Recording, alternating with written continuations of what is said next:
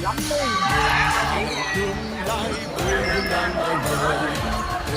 Có một tỷ lỗi lắm.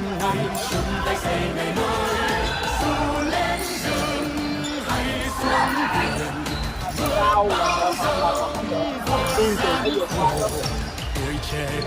này làm về